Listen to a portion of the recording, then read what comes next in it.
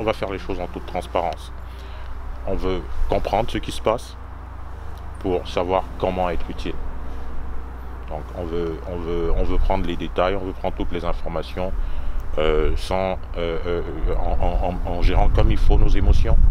Parce que dire sans émotion, c'est un peu être hypocrite. C'est une situation qui nous touche, surtout quand ça interpelle nos familles.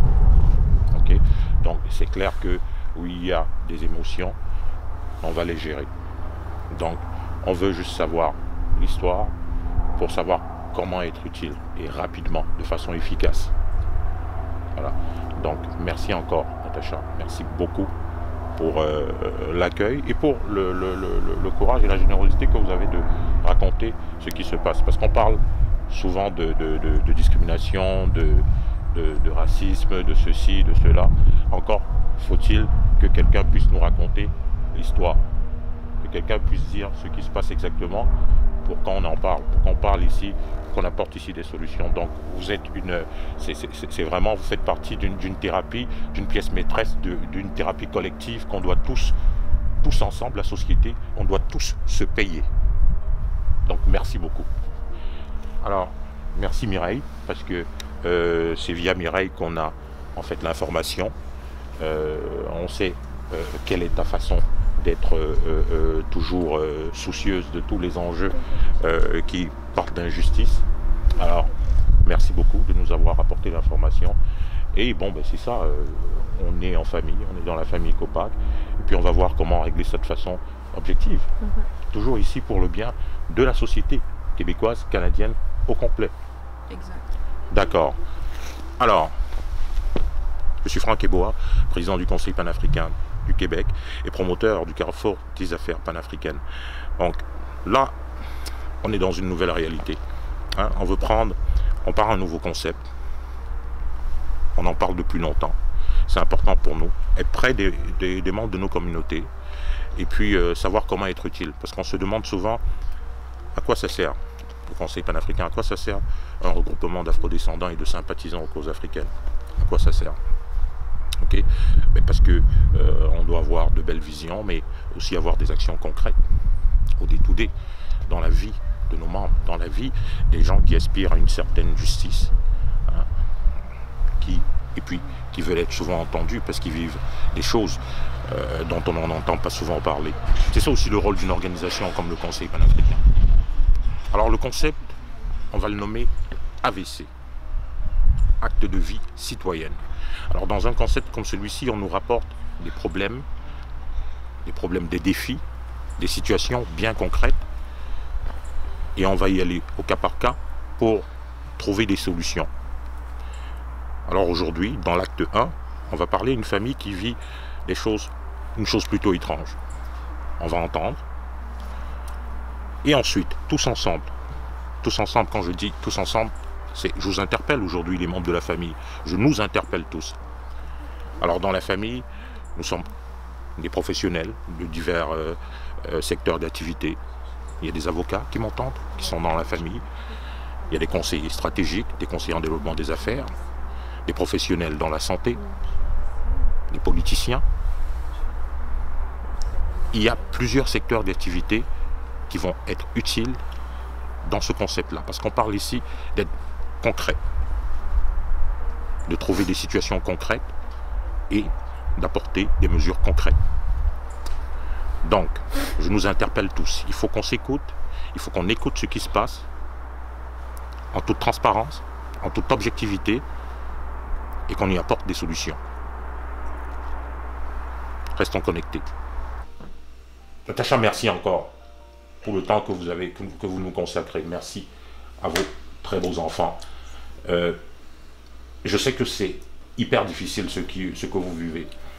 Bon, maintenant, on a parlé d'une situation aux membres de la famille Copac. Dites-nous exactement, maintenant, c'est quoi la situation? Qu'est-ce qui se passe? Pourquoi on est ici à Repentigny? Parce que là, on a entendu ça et c'était proche d'une histoire d'horreur, là. Donc, ça a valu le déplacement. C'est quoi exactement qui se passe ici? En fait, premièrement, je veux vous dire merci de votre support, que la communauté me vienne en aide. Je vis une situation qui est très qui est vraiment comme critique pour moi. Depuis décembre 2019, nous avons eu une altercation avec un voisin. Mais depuis quand nous sommes arrivés ici en 2013, à Repentigny, ces voisins-là étaient déjà là.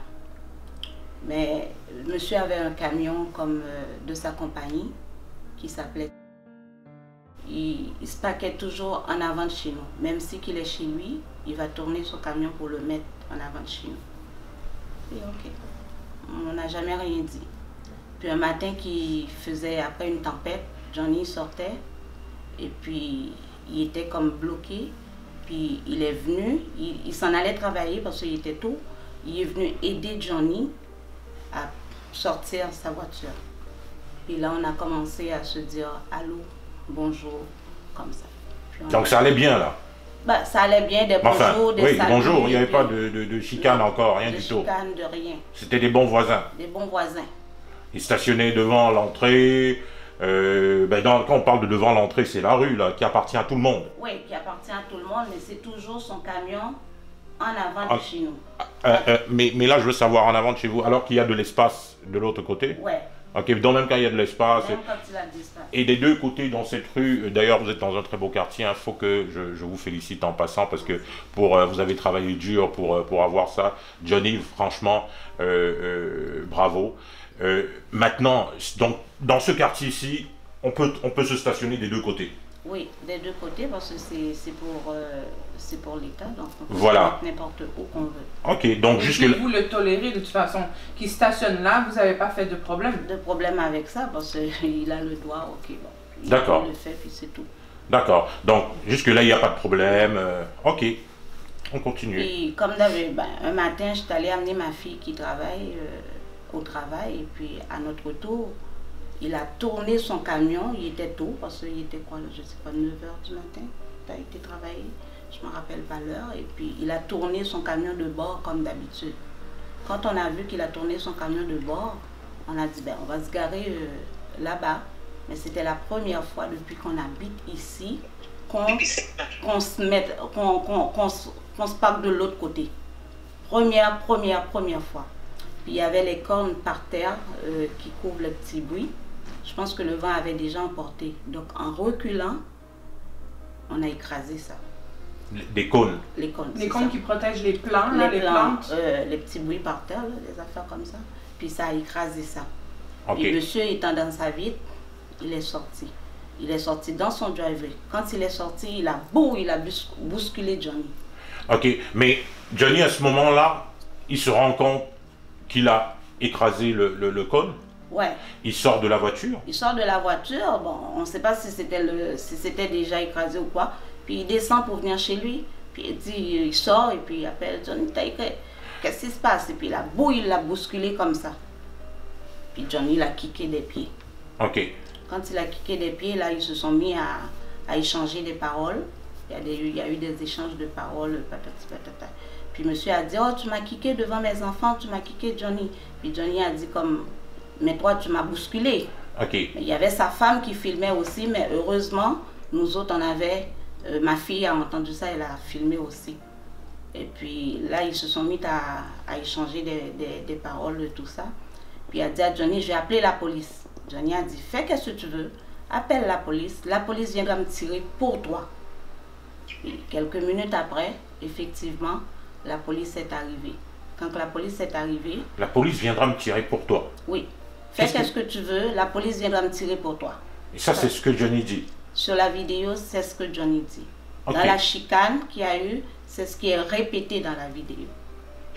D'accord. Après, effectivement, la police est arrivée. Quand la police est arrivée, il y en a deux des policiers qui ont été rencontrés, monsieur. Oui. Puis il y en a un qui est venu nous rencontrer.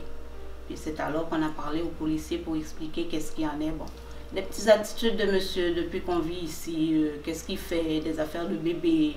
Il parque son camion qui a des échelles, c'est toujours en avant de chez nous. Il a levé la neige, il a envoyé chez nous aussi. Il parque son camion toujours chez nous, du moins s'il est dans la ville, quand il a fini de faire ça, même s'il bosse les dents, il vient regarder, puis c'est correct. Donc on a expliqué tout ça au policier.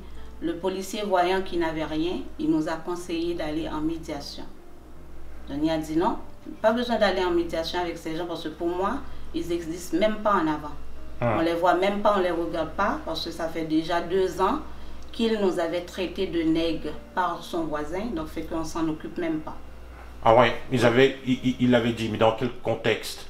Bon, dans le contexte, il avait dit nègre, c'était l'autre voisin.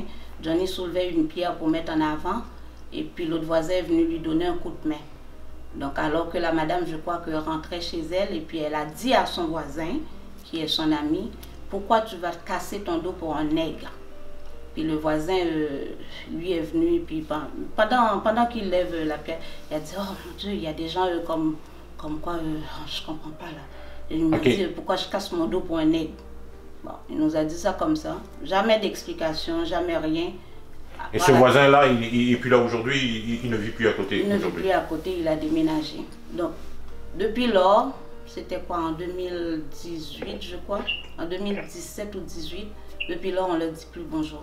Même quand monsieur dit bonjour, on ne répond pas. Ok. La madame, de toutes les façons, ne disait jamais bonjour. Donc, même quand monsieur dit bonjour, on ne répond pas. Mais parfois, les enfants, ils appellent Johnny. Allô, Johnny? Ok. Ça, il répond. Ok. Tout, donc, Johnny, votre conjoint, lui, il n'y avait pas de problème, il continuait de vivre normalement. Et puis bon, il ne répondait simplement pas, vous ne discutiez plus avec les voisins.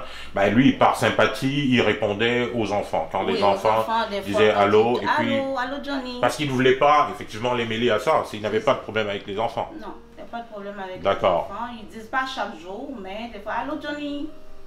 Puis c'est tout. Voilà. Donc il y a eu cette attitude-là déjà de ne pas être belliqueux, de ne pas transporter ça vers les enfants. Et donc il répondait toujours gentiment. Ok. Donc qu'est-ce qui se passe encore ensuite?